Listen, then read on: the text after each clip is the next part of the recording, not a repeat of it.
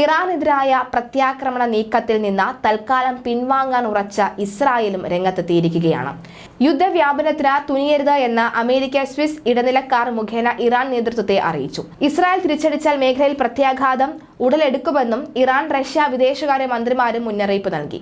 ഗസയിലും ദക്ഷിണ ലബനനിലും ആക്രമണം കടുപ്പിച്ച ഇസ്രായേൽ ഇന്നലെ പലവട്ടം യുദ്ധകാര്യ മന്ത്രിസഭാ യോഗം ചേർന്നിരുന്നുവെങ്കിലും ഇറാൻ ആക്രമണത്തിനുള്ള തിരിച്ചടി സംബന്ധിച്ച തീരുമാനത്തിലെത്താൻ ഇസ്രായേലിന് കഴിഞ്ഞില്ല. അമേരിക്ക നൽകിയ കർശന മുന്നറിയിപ്പാണ് പ്രത്യാക്രമണ നീക്കം സംബന്ധിച്ച് തീരുമാനം കൈക്കൊള്ളുന്നതിൽ പ്രധാന വിലങ്ങുതടിയായി മാറിയത്. മേഖലയെ അപ്പാടെ ബാധിക്കുന്ന ഗുരുതര സാഹചര്യം സൃഷ്ടിക്കുന്നത് ഇസ്രായേലിന്റെയും അമേരിക്കയുടെയും താൽപര്യങ്ങൾക്ക് തിരിച്ചടിയാകുമെന്ന് US പ്രസിഡന്റ് ജോ ബൈഡൻ നെതന്യാഹുവിനെ അറിയിച്ചിരുന്നു.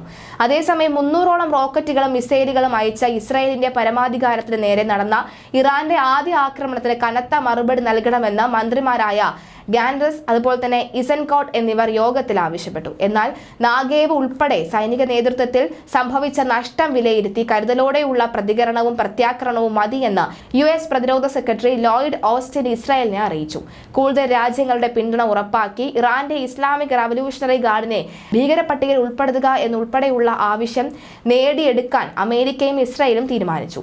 ഇസ്രായേൽ ആക്രമണത്തിൽ ഇറാൻ തക്ക സമയത്ത് മറുപടി നൽകുമെന്ന് മന്ത്രി ബെന്നി ഗാറ്റ്സ് അറിയിച്ചു. പ്രാദേശികമായി ഇറാനെതിരെ സഖ്യമുണ്ടാക്കിയാകും തുടർ നീക്കങ്ങളെന്നും മന്ത്രി അറിയിച്ചു. സ്വിസ് ഇടനിലക്കാർ മുഖേന US president Joe Biden Iran നേതൃത്വവുമായും ആശയവിനിമയം നടത്തിയെന്നാണ് റിപ്പോർട്ട്. പ്രതിപക്ഷ യുദ്ധത്തിന് തങ്ങളില്ല എന്ന് അമേരിക്ക ഇന്നലെ പ്രഖ്യാപിച്ചിരുന്നു. സൈനികമായി തിരിച്ചടിക്കരുത് എന്ന ഇസ്രായേലും സഖ്യകക്ഷികൾക്കും ഇറാൻ മുന്നറിയിപ്പ് നൽകി. പ്രത്യാക്രമണം നടത്തിയാൽ യുദ്ധം കനത്തതാകുമെന്ന ഇറാൻ പ്രസിഡന്റ് ഇബ്രാഹിം റൈസി അറിയിക്കുകയും ചെയ്തു. ആക്രമണം നടത്തിയ സൈന്യത്തെ ഇറാൻ പ്രസിഡന്റ് അഭിനന്ദിച്ചു.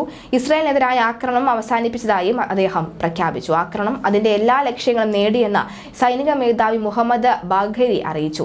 G7 കൂട്ടായ്മയും വിവിധ യൂറോപ്യൻ രാജ്യങ്ങളും ഇറാനെതിരെ രംഗത്ത് വന്നു. ഇരുപക്ഷത്തും പ്രകോപന നടപടികളിൽ നിന്ന് പിൻവാങ്ങുമെന്ന് അറബ് OIC കൂട്ടായ്മകൾ ആവശ്യപ്പെട്ടു. ഗസയിൽ ഇന്നലെയും 6 ഇടങ്ങളിൽ ഇസ്രായേൽ വ്യോമാക്രമണം തുടർന്നു. 43 പേർ കൂടി മരിച്ചതോടെ ആകെ മരണസംഖ്യ 33,729 ആയി. ഗൗരവത്തിലും യാഥാർത്ഥ്യബോധത്തോടെയുമുള്ള വെടിനിർത്തൽ ചർച്ചയ്ക്ക് ഒരുക്കമായി എന്ന് ഹമാസ് മധ്യസ്ഥ രാജ്യങ്ങളായ ഖത്തറിനെയും ഈജിപ്തിനെയും അറിയിച്ചിട്ടുണ്ട്. മലയാളി വാർത്ത plus, like, share and subscribe.